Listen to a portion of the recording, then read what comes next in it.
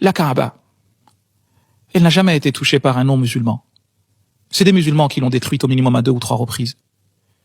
Il n'y avait ni Israël, ni les Américains, ni sionistes, ni je ne sais quoi. On n'a pas eu besoin. En fait, c'est compliqué à faire comprendre aux gens, mais j'ai du mal à comprendre que l'on ne comprenne pas. Et, lisons notre histoire, en fait. Lorsque la Kaaba a été bombardée par les Omeyyades en 64-65 de l'Hégire, à coups de catapulte, au point de prendre feu, ils étaient où les Illuminati et les je ne sais quelle autre bêtise qui dominerait le monde? Elle était où la colonisation? Lorsque 11 ans après, les Omeyyades sont revenus et ont encerclé la Mecque et ont fini par détruire, mettre à feu la Kaaba. C'était qui? Ils étaient où les Français colons, les Anglais, les je ne sais quoi? C'est des musulmans eux-mêmes. Lorsqu'en 316, si ma mémoire est bonne, les Qaramites sont venus casser la Kaaba et prendre la pierre noire, ils étaient où? Elles étaient où les puissances colonisatrices? Lorsque en 64 de l'Hégire, il y a eu je ne sais combien de viols, et certains parlent de 1000 femmes qui seraient tombées enceintes de viols, monsieur comme El-Waqidi, violées par qui? C'est des musulmans contre des musulmans. Et des compagnons du prophète, il y en a eu plus de 70 qui ont été décapités ce jour-là. Et c'était pour des raisons politiques.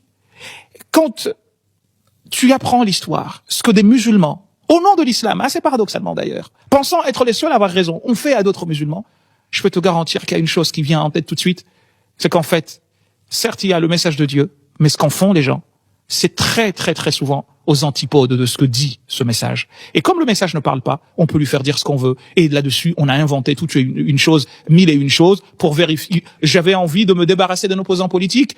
Certains n'ont pas hésité à inventer, certainement, des traditions prophétiques pour pouvoir se passer de tel ou tel opposant qui était gênant. Il y a eu des choses... Je dis souvent que si on revient à l'histoire de l'islam, mais pas seulement, l'histoire humaine, en fait. Le problème, c'est que l'on veut que l'histoire musulmane ne soit pas une histoire humaine. C'est là le problème. Autrement, ce que je vous dis là, vous le diriez sur l'histoire de France, c'est exactement les mêmes atrocités qui ont pu se produire. Sauf qu'ici, et c'est là où ça devient dangereux, on essaye de justifier cela par des textes religieux. Et c'est là où moi je dis stop. Non, la religion de Dieu ne peut pas être une religion de violence. Puisque celui qui a créé l'homme, il l'a créé parce qu'il l'aime. Il ne peut pas en faire son ennemi. Et c'est d'ailleurs pour cette raison qu'on trouve dans les traditions du prophète d'aussi belles choses que celles recueillies par un monsieur qui s'appelait Abu Sheikh al-Asbahani, qui dit en arabe « Al-insan ou l'homme, bunyan al-rabb » est la construction de Dieu. « Mal'oun man hadama bunyan al-rabb » est maudit celui qui détruit la construction du Seigneur. Donc on peut pas, ça peut pas être au nom de cette religion que je viendrai m'en prendre à vous, intenter à votre vie. Ça n'a pas de sens, en fait. Donc, tout cela fait que, je dis, allez, remettons les choses à plat. Regardons, enseignons l'histoire, mais pas l'histoire romancée. Enseignons l'histoire telle que, parce que ce qui est bien, c'est quoi? C'est que, comme les musulmans étaient pendant plusieurs siècles, à la tête du monde, ils n'avaient pas peur d'écrire tout. Mais vraiment tout. Vous savez, ce qui est malheureux dans les vainqueurs écrivent l'histoire. Ben exactement. C'est ils écrivaient même ce qui n'allait pas.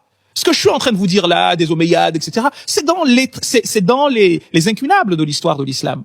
Le problème, c'est que ce qui est dit à la masse, eh bien, c'est une histoire romancée de gens tout beaux, tout gentils, etc. Mais non, en fait, il faut changer complètement la donne. Enseignons aux gens une histoire humaine. Le prophète, lui, il a une particularité d'être l'élu. Toute autre personne que lui, on a à apprendre de lui ou à rejeter. Moi, je suis toujours étonné de voir que les gens sacralisent des gens. Mais non, mon ami. Je regarde dans sa vie, il y a des choses qui étaient très bonnes et d'autres qui ne l'étaient pas. Je tire le meilleur et c'est même une injonction coranique qui dit, eh bien, ceux qui, quand ils entendent un propos, quand ils entendent un propos, ils en retiennent le meilleur et naturellement, en retenant le meilleur, vous laissez ce qui ne l'est pas ou ce que vous estimez ne pas l'être.